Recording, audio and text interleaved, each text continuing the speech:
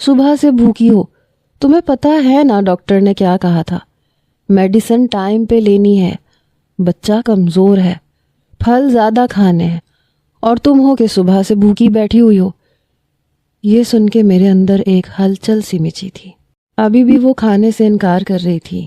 کہہ رہی تھی مجھے بھوک نہیں ہے, اگر زبردستی کھاؤں گی تو الٹی ہو جائے گی, مجھے کچھ نہیں کھانا. جیسی اس کی نظر مجھ پہ پڑی تو اپنا رخ بدل کے اٹھ کے کمرے میں چلی گئی. میری والدہ مجھے غصے سے دیکھنے لگی. کہنے لگی کہاں سے آ رہے ہو تم؟ میں نے کہا کہیں سے بھی نہیں آ رہا. میں کمرے میں جانے لگا تو میری والدہ نے میری کلائی پکڑ لی. کہنے لگی آہل تم اچھا نہیں کر رہے, تمہاری وجہ سے زرنش نے کھانا پینا چھوڑ رکھا ہے, اور تم جانتے ہو یہ سب تمہارے بچے کے لیے نقصان دہ ہے. میں نے اپنی والدہ کے ہاتھ سے اپنا ہاتھ چھڑوایا اور اپنے کمرے میں آ گیا. دیکھا تو وہ پھر سے رو رہی تھی. مجھے شدت سے اس پہ غصہ آیا. میں نے دروازہ بند کیا اور اس کے پاس آ گیا. میں نے کہا یہ کیا رونا دھونا مچا رکھا ہے تم نے, کچھ کھا پی کیوں نہیں رہی ہو؟ وہ کہنے لگی آپ کو کیا لگے, آپ کو تو میری پرواہ نہیں ہے, آپ کو تو آپ کی محبت مل گئی ہے. یہ کہہ کے اپنا رخ بدل گئی. میں نے گہری سانس لی اور اس کے سامنے بیٹھ گیا. میں نے کہا زرنش تم کیا سمجھتی ہو, تمہارے آنسو مجھے کمزور کر دیں گے یا میں پیچھے ہٹ جاؤں گا؟ میں جانتا ہوں کہ تمہارا قصور نہیں ہے, لیکن قصور میرا بھی نہیں ہے, قصور لالا رخ کا بھی نہیں ہے, قصور میرے باپ کا ہے. انہوں نے تم سے بھی جھوٹ بولا, مجھ سے بھی جھوٹ بولا. اب جو کچھ بھی لالا رخ سے کہا وہ کس اذیت میں ہے میں اچھے طریقے سے جانتا ہوں. شاید میرے باپ کو یہ لگا کہ اگر وہ کسی اپاہج کو اپنی بہو بنائیں گے تو ان کی شان میں فرق آ جائے گا. بہت غلط کیا انہوں نے.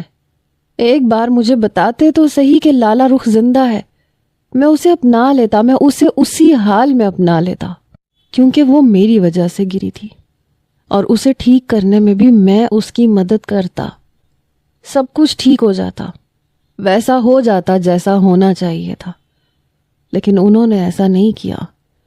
انہوں نے لالا رخ کو یہ کہا کہ وہ میری زندگی سے دور چلی جائے, کبھی میرے سامنے نہ آئے, کیونکہ وہ معذور ہو چکی ہے, وہ میری لائف پارٹنر نہیں بن سکتی.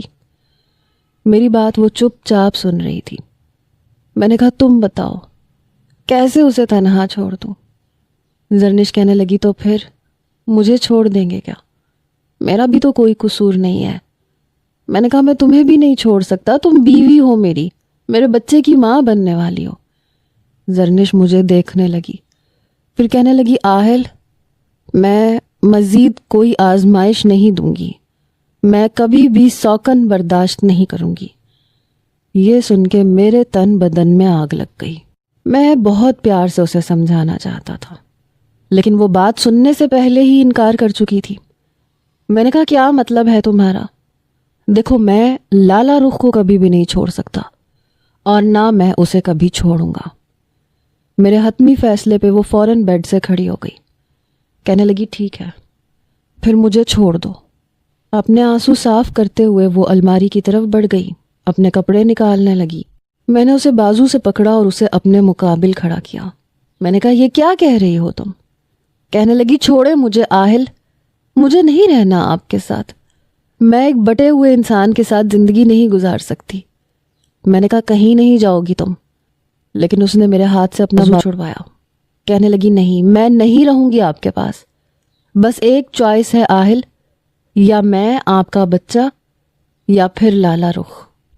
میں نے کہا تم بھی, میرا بچہ بھی, اور لالا رخ تو ہے ہی. وہ بڑی تیکھی نظروں سے مجھے دیکھ رہی تھی, پھر آنسو چھلکانے لگی. کہنے لگی میں یہاں سے جانا چاہتی ہوں. میں نے کہا زرنش بہت سوچ سمجھ کے فیصلہ کرنا, میں اپنا بچہ کبھی بھی تمہیں نہیں دوں گا, اور نہ تمہیں اس چیز کی اجازت دوں گا کہ تم میرے بچے کو ضائع کرواؤ یا کوئی بھی الٹا سیدھا قدم اٹھاؤ. تم مجھ سے اچھی طرح واقف ہو, میرے غصے سے بھی اچھی طرح واقف ہو. میرا لہجہ نہایت غضبناک تھا. کہنے لگی میں جانتی ہوں آپ کی نظر میں میری کوئی اہمیت نہیں, میں آپ کی محبت تھوڑی ہوں, صرف آپ کے بچے کی ماں ہوں. آپ کو صرف اپنے بچے کی پرواہ ہے, میری نہیں. میں نے کہا تمہاری بھی ہے. کہنے لگی نہیں، میری ہوتی نا تو لالا رخ کو چھوڑ دیتے. اس کی اس بات پہ میں نے کوئی جواب نہیں دیا تھا. پھر کہنے لگی میں بچہ پیدا ہوتے ہی آپ کو دے دوں گی، لیکن میں آپ کے ساتھ نہیں رہ سکتی. اپنی آنکھوں کے سامنے آپ کو لالا رخ کے ساتھ شدت سے محبت کرتے نہیں دیکھ سکتی. اس کی بات مجھے بے معنی لگ رہی تھی. میں نے کہا تم ایک نہایت فضول بات کی وجہ سے اتنا بڑا فیصلہ کر رہی ہو. میں تمہاری حق تلفی کبھی بھی نہیں کروں گا. کہنے لگی نہیں چاہیے کوئی بھی حق، نہیں چاہیے آپ کا کوئی بھی احسان. اس نے دوسری الماری سے اپنا بیگ نکالا اور اپنے کپڑے رکھنے لگی. میں نے کہا زرنش بہت سوچ سمجھ کے جانا. یہ مت سمجھنا کہ میں تمہیں لینے آؤں گا یا تمہاری منت سماجت کروں گا. ساتھ ساتھ وہ اپنے آنسو صاف کر رہی تھی. کہنے لگی میں جانتی ہوں میں آپ کی محبت نہیں ہوں جو میرے بغیر آپ کے دل میں تڑپ اٹھے یا آپ میرے بغیر بے قرار ہو جائیں اور مجھے لینے آئیں. آپ کو آپ کی محبت مبارک. زرنش نے بیگ کی زپ بند کی، اپنا بیگ زمین پہ اتارا اور گھسیٹتی ہوئی باہر لے گئی. پتہ نہیں خود کو کیا سمجھتی ہے. 4 دن میں عقل ٹھکانے آ جائے گی تو خود ہی واپس آ جائے گی. میں منہ میں بڑبڑایا تھا. فی الحال تو مجھے لالا رخ کی فکر تھی. مجھے ہر حال میں اسے اپنانا تھا، لیکن میں نہیں جانتا تھا کہ جی. تو پیارے پیارے ریڈرز، کیا لگتا ہے آپ کو کون بنے گی آہل کی لائف پارٹنر، لالا رخ یا زرنش؟ کیا ہونا چاہیے؟ کیا آہل کو لالا رخ کو چھوڑ کے اپنی زندگی زرنش کے ساتھ گزارنی چاہیے، یا پھر زرنش کو چھوڑ کے لالا رخ کا سہارا بننا چاہیے؟ فٹافٹ سے کمنٹس میں بتائیں. جس کے کمنٹس میں جس لڑکی کے حق میں زیادہ ووٹ ہوئے وہی بنے گی آہل کی لائف پارٹنر. اللہ حافظ.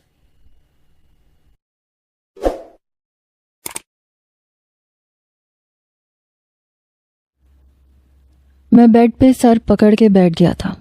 مجھے زرنش کا ساتھ چاہیے تھا، اس کی اپنائیت چاہیے تھی، مگر وہ ضد باندھ چکی تھی.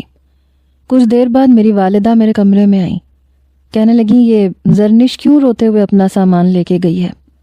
میں نے غصے سے دانت بھینچتے ہوئے کہا دماغ خراب ہو گیا ہے اس کا. جب اس کا دماغ درست ہوگا تو خود ہی آ جائے گی.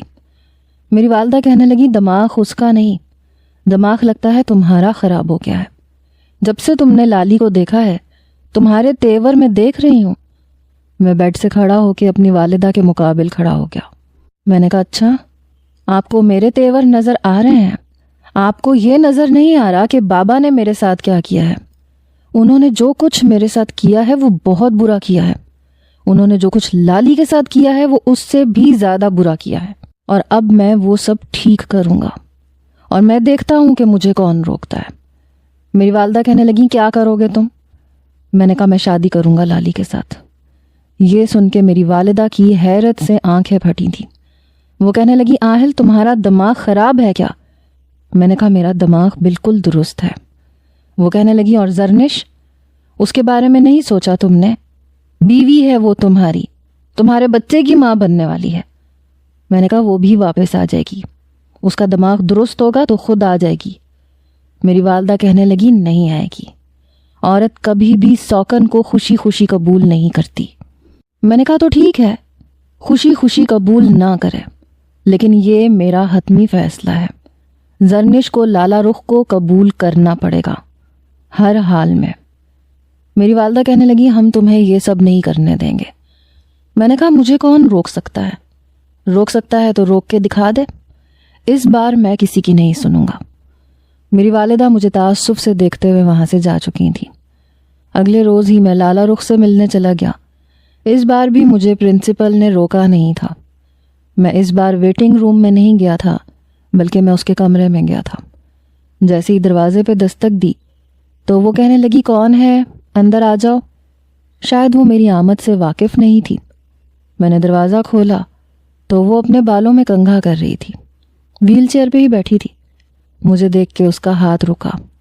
کہنے لگی تم یہاں کیسے آ گئے؟ تمہیں اندر کس نے آنے دیا؟ میں نے دروازہ بند کر دیا، اس کے پاس آ گیا. میں نے کہا مجھے اندر آنے سے کوئی روک نہیں سکتا. اس نے کنگھا ایک طرف رکھا، اپنے بالوں کا جوڑا بنانے لگی۔ میں نے کہا بال کھلے چھوڑ دو، زیادہ پیاری لگتی ہو۔ وہ کہنے لگی تمہیں ایک بار کی بات سمجھ میں نہیں آتی، کیوں آئے ہو یہاں پہ؟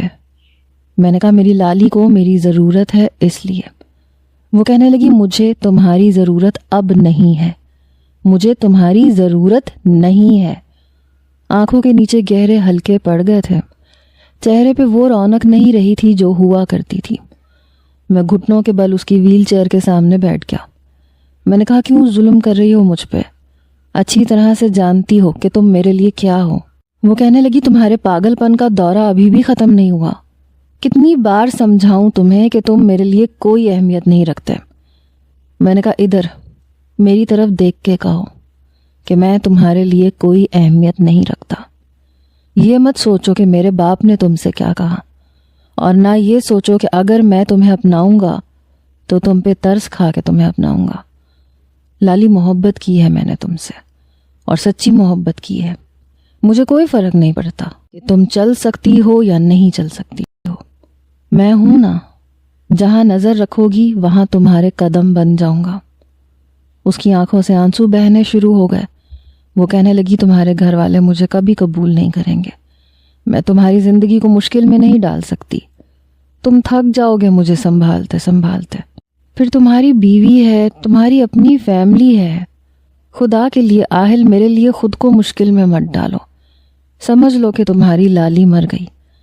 میں نے اس کے دونوں ہاتھ پکڑ لیے۔ وہ اپنے ہاتھ چھڑوانے لگی لیکن میری گرفت مضبوط تھی۔ میں نے کہا کیوں سمجھ لوں جب تم میرے سامنے بیٹھی ہو؟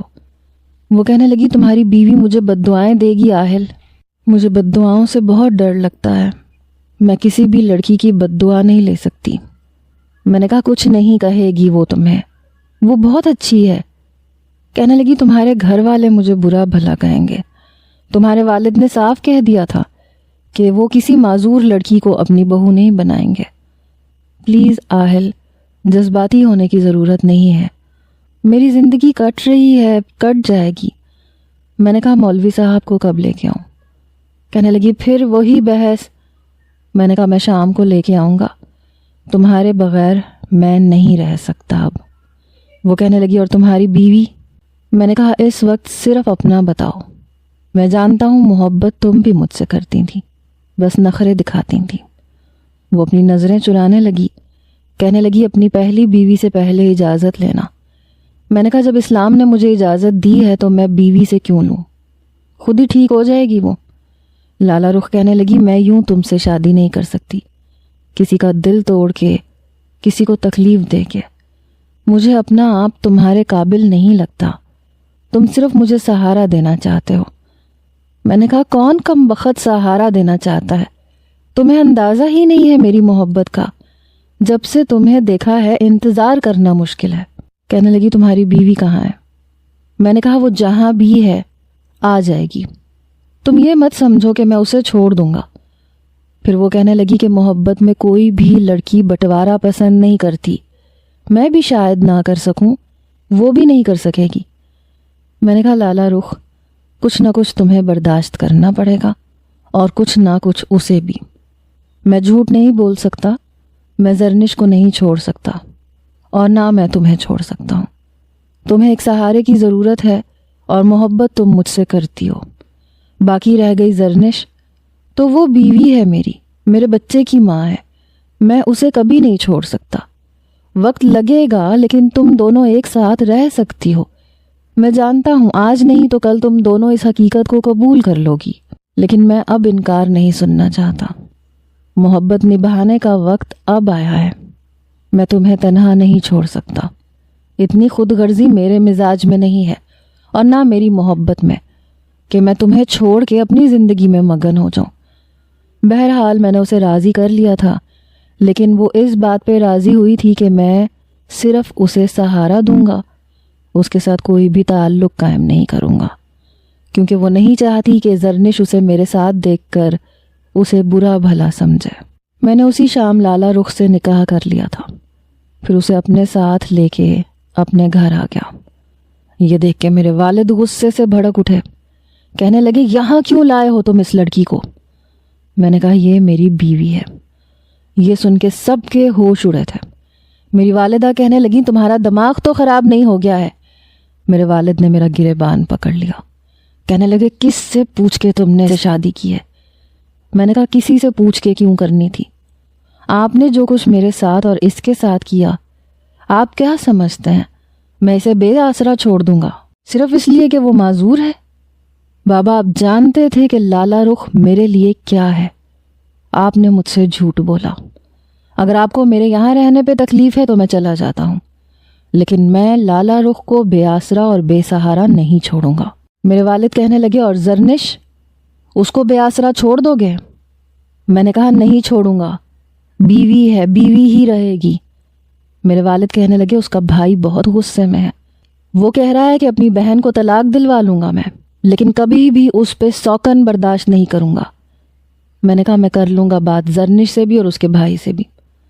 پھر میرے والد لالا رخ کو دیکھنے لگے، کہنے لگے تم سے کہا تھا نا کہ آہل سے دور رہنا، کیوں آئی ہو میرے بیٹے کی زندگی میں، اس کی زندگی برباد کرنے کے لیے؟ تمہیں سہارا چاہیے تھا تو میں پیسے بھرنے کو تیار تھا۔ اس سے پہلے کہ وہ کچھ اور لالا رخ سے کہتے میں نے کہا بابا پلیز، میں بالکل برداشت نہیں کروں گا کہ کوئی بھی لالا رخ کے ساتھ غلط رویہ اختیار کرے۔